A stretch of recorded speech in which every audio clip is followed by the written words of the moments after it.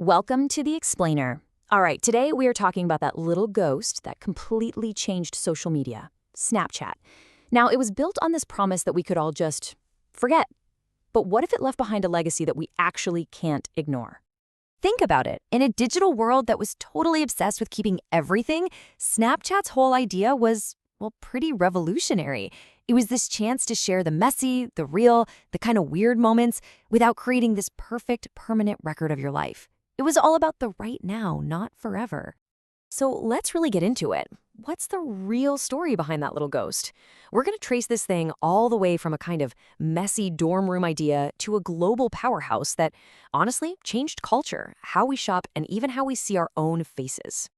Okay, section 1, a disappearing idea. Every huge company has an origin story, right?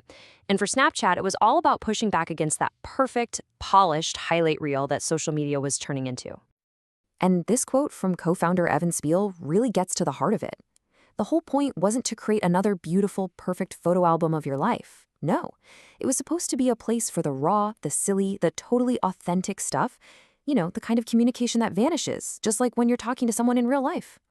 But, wow, the beginning was dramatic and super contentious. So according to the court documents, it was actually Reggie Brown who first came up with the whole disappearing photo idea and brought it to Spiegel and Murphy. But get this, just a few months after they launched, he was pushed out of the company. And that, of course, kicked off this huge lawsuit about who really owned this billion-dollar idea. And there's the final price tag, $157.5 million. That's what Reggie Brown settled for in 2014. And with it, he finally got official credit as one of the original authors. It's just a crazy amount of money for an idea that his partners had supposedly told him was worthless. All right, section 2, the feature frenzy. So how does a simple idea turn into, a global cultural phenomenon? Well, it wasn't just about the disappearing photos. It was about this nonstop flood of totally game-changing features. Okay, so first, you've got the core of it all, the snap, right?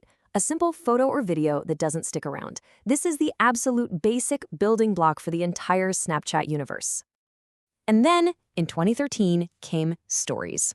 And this was just genius. Seriously, it solved that annoying problem of wanting to share something with everyone, but not wanting to spam each person one by one.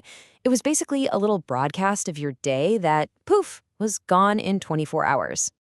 And then in 2015, Lenses. This changed everything. You know what I'm talking about, the dog tongue, the flower crowns, all of it. Suddenly, our faces became these interactive playgrounds for augmented reality. The app went from being just a messaging tool to this incredibly fun toy you couldn't put down. And the result of all this? Well, it was absolutely mind-blowing. Just look at these numbers.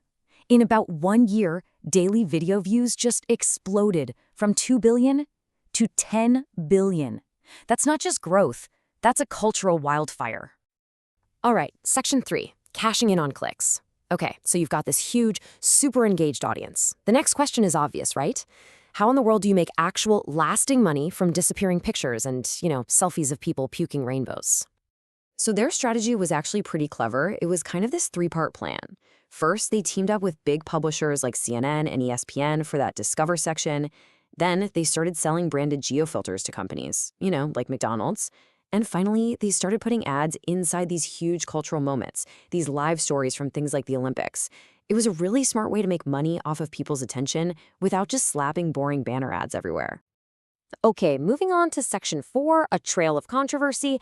And this was kind of inevitable, right? With that kind of massive scale comes massive scrutiny. As Snapchat basically became a core part of youth culture, the company landed right in the middle of some really, really serious debates. But first, let's clear up a really common myth.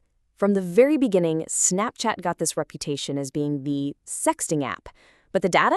It tells a totally different story. A major study from the University of Washington found that almost 60% of people were using it for comedy, for fun stuff.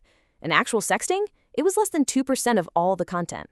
So that whole reputation was, well, mostly just talk.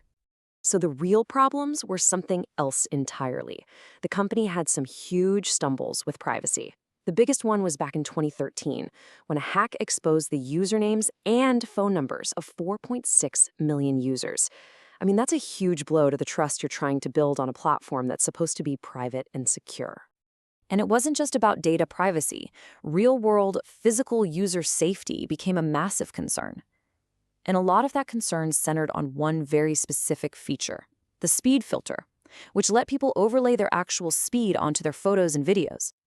107 miles per hour. That was the speed that was recorded on that very filter, just moments before a horrible crash in Georgia back in 2015.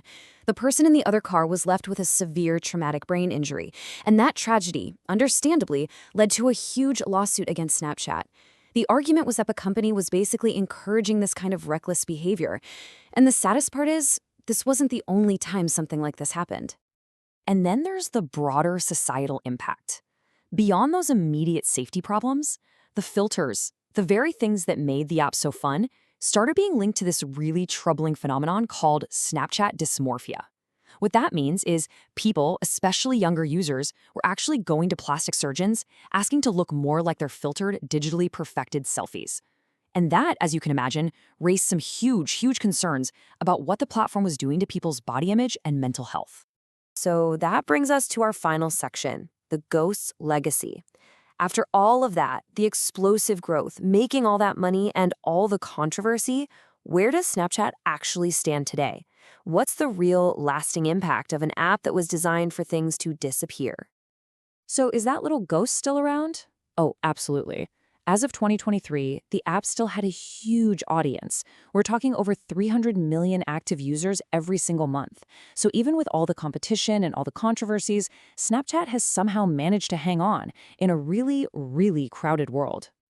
And that really leaves us with this final kind of paradoxical thought.